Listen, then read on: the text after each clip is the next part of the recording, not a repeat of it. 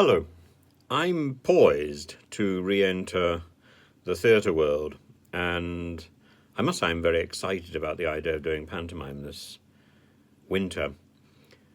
But it's meant I've been talking to a few actors recently, and we got onto the subject of NDAs, which is fascinating.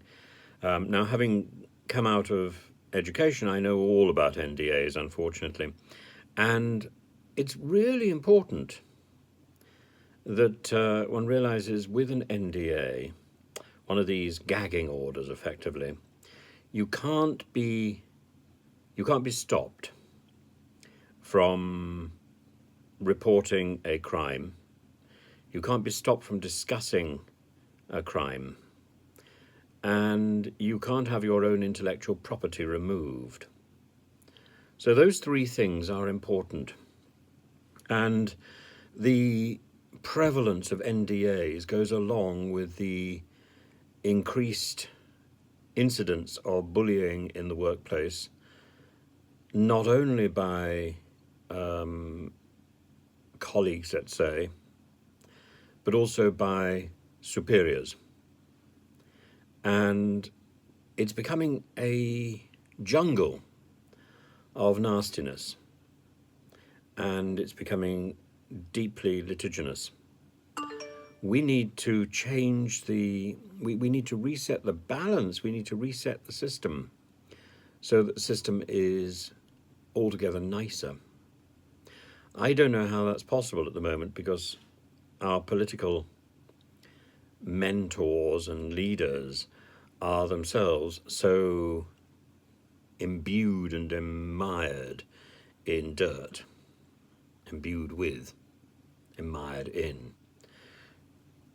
And we look across to the US and we see more of the same, much more of the same. And the use of secrecy as a way to evade responsibility. Secrecy is something that I'm afraid, when I see a secret, I really just want to tell people. And I would make a dreadful spy for that reason. I think the NDA obsession needs to be challenged because it's simply another form of control and bullying. And so, for example, when you receive a script that is going to self-destruct, and that you're not allowed to take copies of, and yet you're at the same time expected to learn it and audition with it or read with it. This is a point of idiocy and nonsense. When you are gagged from talking to your family about a show that you're about to do or you've just done, as I was indeed when I was on the Circle, I was told I wasn't allowed to discuss this with anyone. And sadly, I took that seriously. It meant I didn't get proper advice. And I think the show was counting on my compliance. And a lot of the problems with reality TV are to do with the way inexperienced performers are led to believe that what production says is gospel truth and correct, and it may not be.